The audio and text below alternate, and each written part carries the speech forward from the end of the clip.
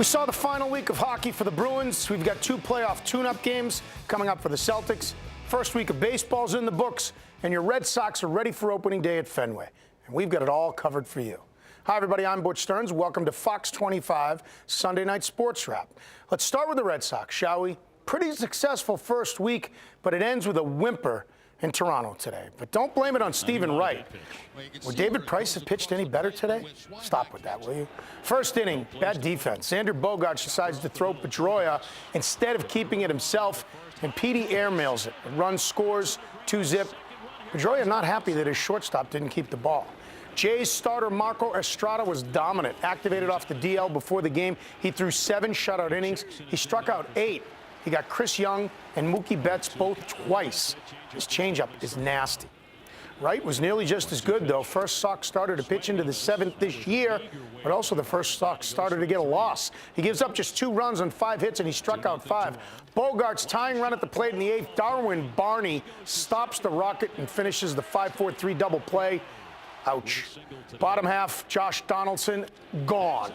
Upper deck, American League leading 4th home run, 2nd of the series. Sox had averaged 6 runs and 10 hits in their first 4 games. They get shut out today, 3-0.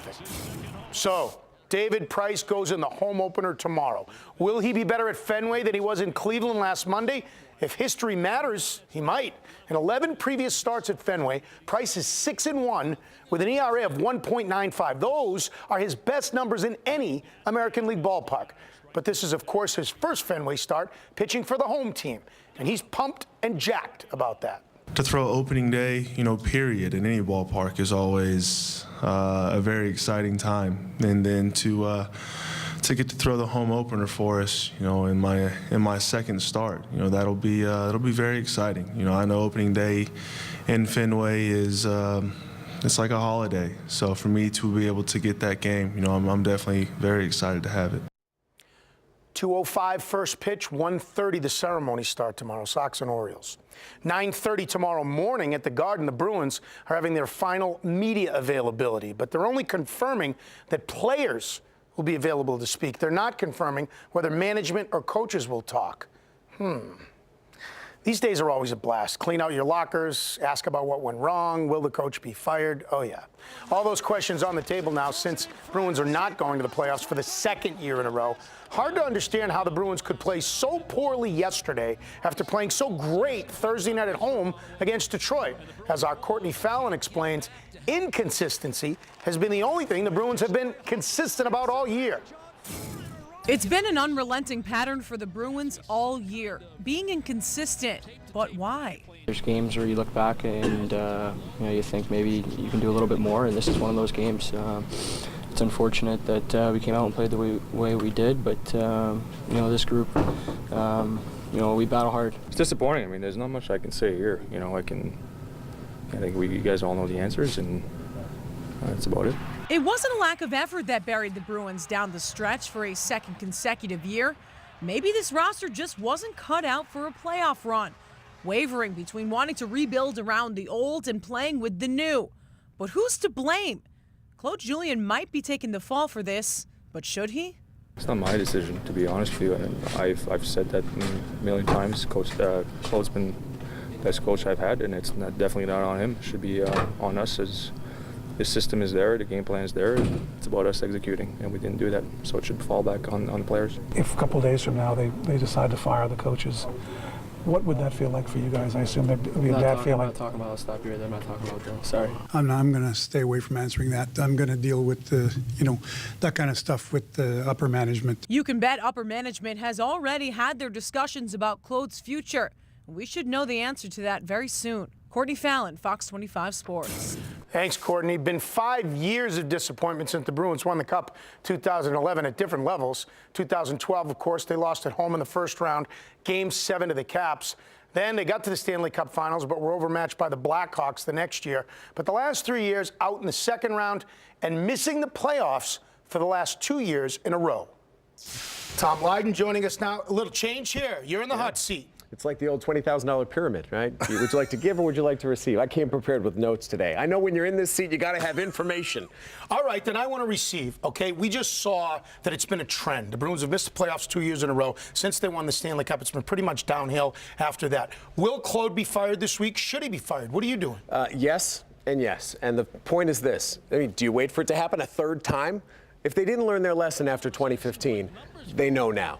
And it is time to make a change. And it is an old voice in the room, and it was the exact same formula. So the people that would argue against him, and by the way, I'm with you. I think he will be fired, and I think he should be fired. I think he's a great coach. He's one of the greatest coaches in Bruins history. It's just time. But the people that argue against that say, well, who are you going to get better? Who's going to be better than Claude? Free agents won't come here. How do you feel about that? Well, I'm going to give you a guy they should go after and a guy they shouldn't go after. Which one do you want to hear first? The guy they shouldn't. All right, the guy they should not go after is Mike Milbury. I don't want to hear Mike Milbury's name be brought up ever again. This is a guy who has been a coach and failed. This is a guy who's been the president of a team and failed. This is a guy who doesn't know necessarily what he wants to do. He's best at what he's doing right now. Just stand in front of a camera and be a blowhard. That's what you're really good at, and I don't want you coaching the Boston Bruins. Wow. Now, do you want to know the guy who is, not that I'm bitter about how he left BC in 1994 either, but we won't go there. Now I see where it comes from. Okay, now you want to hear the guy that they should get.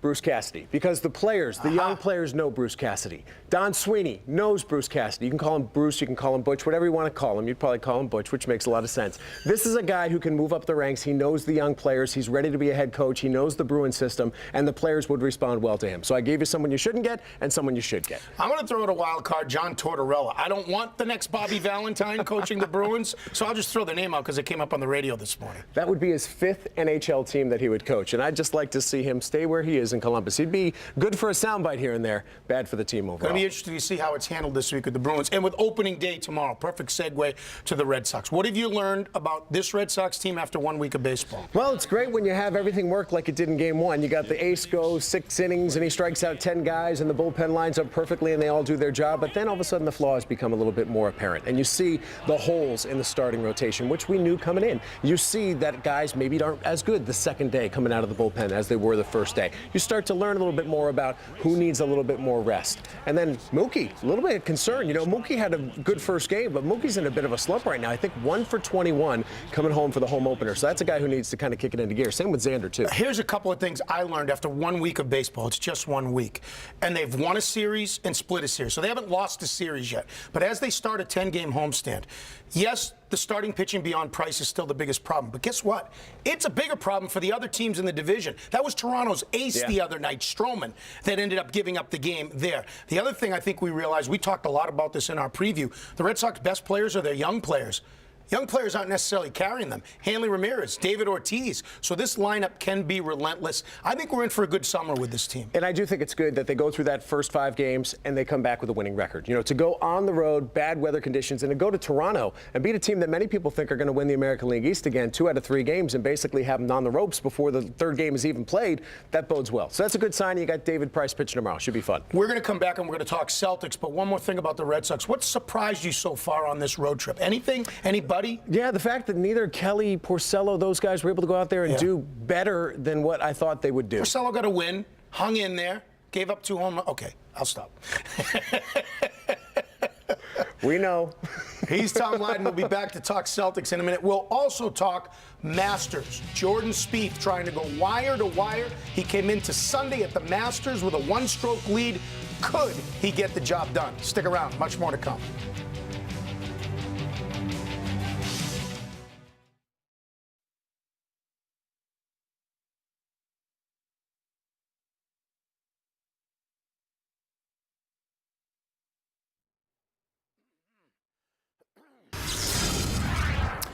Welcome back. So what did we learn about the Celtics with last night's loss in Atlanta? I think we learned that winning in the playoffs is not going to be as easy as some of you think it is. Look, I'm just as excited as you about watching this team in the postseason, but playoff basketball is tough. It's about survival, and I believe this team still has some lessons to learn. I think Brad Stevens knows that. As we look at the standings, what we do know is the Celtics control their own seeding destiny. Charlotte and Miami, Monday and Wednesday at the Garden, win those 2 games, and they're guaranteed to have home court advantage in a playoff series. Home court or not, the Celtics will play either Atlanta, Miami, or Charlotte in the first round. Tom Lydon back with us now. So, Tom, we look at the standings 3, 4, 5, 6. Atlanta, Boston, Miami, Charlotte. Hawks, Miami, or Charlotte. Those are the only 3 teams they could play in the first round. Who do you think it's going to be? And is it important for them to get home court advantage in the first round, which as of tonight they would have? Yeah, I think it is important for them to get home court advantage because we've seen, especially against Atlanta, how it can hurt them. Atlanta's a team that's been there, that has experience, that has the one thing I don't like that this Celtics team may have to face in any playoff series, and that's size. If you have to go up against a team that's big, this Celtics team is going to struggle. What I really like is when they go up against a team that's guard-driven. I want to see them play Charlotte. First of all, they're 2-0 against Charlotte, and I know they play Charlotte and Miami down the stretch here, but Charlotte is a guard-driven team. Al Jefferson's hurt. I guess Miami would be in the middle there, but if you asked me, it would be Charlotte, Miami, and Atlanta, 1, 2, 3 in terms of who I'd want to face matchup-wise, and that even comes before home court, and I know that's where you started the question. I would agree with you on everything on that. I will say this after last night. I didn't learn that they can't win a playoff series, but for all the people that have them in the Eastern Conference Finals, I think last night is proof it's going to be a lot harder to win a playoff game, never mind a playoff series for this team. Yeah, and if you get up against Atlanta, like I said, they know what it's like to be in the playoffs. I think home court will be a big factor there. I think home court will be a factor with the Heat because the Heat have played a lot of big postseason games on their home court. I don't think home court would be that big of a factor with Charlotte, which is another reason why I like that matchup. But I do also like the fact that the Celtics have been in big situations this year and have won those games. You know, they've gone to Cleveland and beaten Cleveland in Cleveland. They've gone to Golden State and beaten Golden State in Golden State. I think those are the types of games that just the emotion of those games might carry over to the postseason. One of the fun part about being a Celtics fan is no matter how long the playoff run goes, you get to look to the standings for the lottery. Been doing that all year. So let's give you an update on that. And our update comes from Indy. Nets doing their part lately, losing 7 in a row coming in, make it 8 in a row tonight. Never in doubt, Paul George and the Pacers clinch a playoff spot with a 24-point win over the Nets. Indy scores 129 points and shoots 56%. Miles Turner leads Indy with 28 off the bench. So, with the Nets' loss, Brooklyn is a game ahead of the Suns for the 3rd worst record in the league. Celtics, of course, hold Brooklyn's pick. Both teams with 2 games left. Brooklyn will play Washington and Toronto at home this week. Both losable games. Phoenix will play the Kings and Clippers this week, so maybe Rondo and Paul Pierce can roll over and help the Celtics by letting the Suns win. Hey, one of the most anticipated regular season games in NBA history in San Antonio tonight. Spurs going for the undefeated season at home. Steph Curry and the Warriors going for record-tying win number 72. This was a great game. Curry leads the way with a game-high 37, as usual, from everywhere. The Warriors, with a 6-point win, tie the 95-96 Bulls record with 72 wins. They will go for win number 73 in Oakland against Memphis on Wednesday. And the 85-86 Celtics home record of 40-1, still safe now. Thank you, Golden State. Sunday at the Masters was all set up for Jordan Spieth. 1-shot lead starting the day, a great front 9 with 4 birdies in a row, a 5-shot lead when he made the turn for 10. But then, an epic collapse that will be part of Spieth's legacy forever. First, we have to show you one of the greatest or strangest shots in Masters history. Par 3 16th, 181 yards, Louis Oosthuizen, 7-iron that hits his playing partner, J.B. Holmes' ball, but still goes in for the ace. Wow. Unbelievable.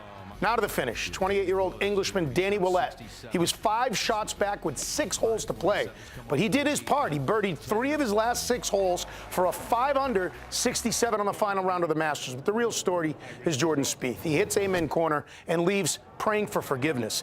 10, 11, and 12, he drops 6 shots in 3 holes and never recovers. A quadruple bogey 7 on the par 3 12th was the killer. He hits 2 shots in the water on the hole, and it's something he will never forget. Golf fans will never forget. Willett wins his first Masters, but this will always be remembered as the Masters that Jordan Spieth lost, unfortunately. Much more to come, including the Patriots Hall of Fame. This coming Thursday, you will learn who the 3 finalists are that you can vote for this year's Hall of Fame. Up next, I'll give you some insight into how those 3 are chosen.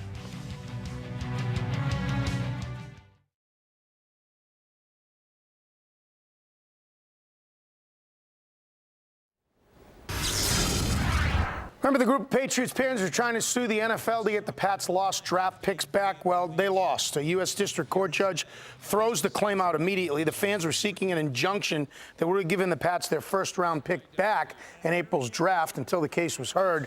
Hey, as far as we know, it was more effort than Robert Kraft put in.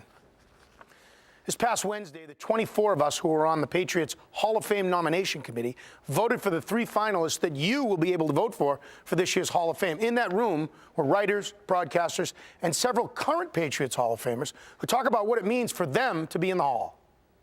It tells me that the fans hadn't forgotten me, and it's good to be recognized for something that you've done over a course of 13 years. It's great, I mean, to be amongst so many of these guys that were actually the building blocks of this football team, and we greatly appreciate them having to go through those pains of getting this franchise started. It's absolutely a great honor, and I jokingly tell people if I'd have come along after Tom Brady, I'd never gotten in, so I'm glad I played when I did. The last 5 inductees have been Willie McGinnis, Ty Law, Teddy Bruschi, Troy Brown, and Drew Bledsoe. And as the Super Bowl-era Patriots continue to come up for eligibility, the older Patriots will not be forgotten because of a senior selection committee. People should be able to recognize and appreciate great players, greatness on every level, every era. You know, there's some great players that have come through here. Right. And, you know, these guys have done so much to bring so much pride to the organization. We like to think that our teams in those years had a lot to do with the building of Gillette Stadium. Sit back and I look and I watch and I see, and I'm just happy that the Patriots of old had something to do with the Patriots of anew. This Thursday, the 3 finalists will be announced. My guess is it's Matt Light, Mike Vrabel, and possibly Kevin Falk. Up next, our hot takes. Tom, Courtney, and myself, one of us will buckle up and tackle Pablo Sandoval. Oh, goodness.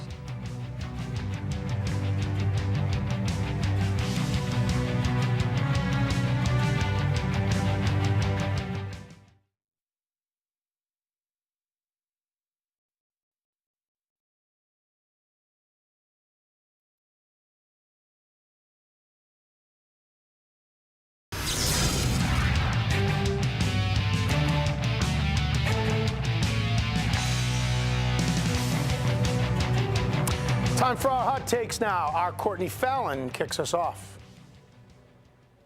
The NFL is mourning the loss of another member of their community. Former Saints defensive end Will Smith was gunned down in New Orleans late last night over a fender bender dispute. Smith was a 10-year veteran, team captain, community leader, and many, understandably, are reeling over a senseless crime that hits so close to home. While Arizona safety Tyrann Mathieu has not always done things the right way in his career, applaud him for this. Mathieu played high school football with Smith's alleged killer, and he took to social media this morning to blast him for being a coward. He also blasted New Orleans political leaders for not doing enough to give inner-city kids a way out. I think the NFL needs to do more to help change this. Look, the league does a lot.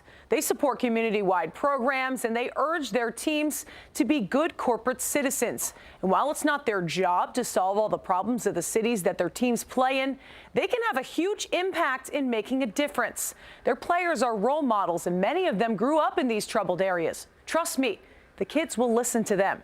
Hey, NFL.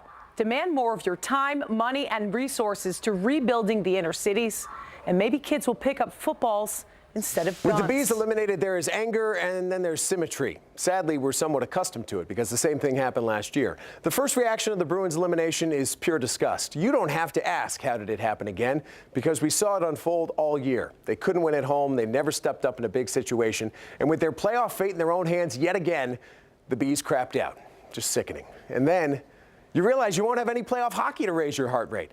I'll check out the action around the league, but it's not the same without your own team in there. It's another year without Patrice Bergeron. He's going to watch the postseason from home. Another incredibly wasted opportunity. It's just sad. Now the symmetry. As the Bruins season dies, the Red Sox season comes to life. The home opener, a promise of positivity and hope. David Price takes the mound in the home whites at Fenway Park. He wipes clean the slate for Boston sports fans who need something, anything, to lift the spirits, unfortunately, for a second straight year. See you at the ballpark, but I sure wish it was the Garden. I will be at both the Garden and the ballpark tomorrow, Tom. Tomorrow is the beginning of baseball at Fenway, of course, for the 2016 season, but it's also the beginning of the end for Pablo Sandoval in Boston. Pablo is a likable enough guy, but actions speak louder than words. And tomorrow, Sandoval will hear one word belted out by thousands of people together. Boo! Look, if you're going to the game, I'm not telling you to boo Pablo. What I'm telling you is that Sandoval is going to get booed when he gets introduced, and things are only going to get worse from there. The chances of Pablo staying in Boston through his contract are about as good as the chances of his belt staying on properly. Pablo brought this on himself by showing up in the shape he did this spring. He showed up as manager, GM, and ownership. He embarrassed them, put them on the hot seat, so they put him on the bench. And tomorrow at Fenway, I'm guessing that most of you will let him know how you feel. But that's your choice. That's it for tonight's show, and on our way out, we say goodbye. Last Sunday night show for our longtime producer, Mike Dyer, right there. Moving on to a new opportunity, my friends. Where is that super? Yeah, look at the passion, Mike. Don't let the door hit you on the way out. Seriously, good luck, Mike. We are going to miss you. For Tom, for Courtney, I'm Butch. Happy opening day, everybody.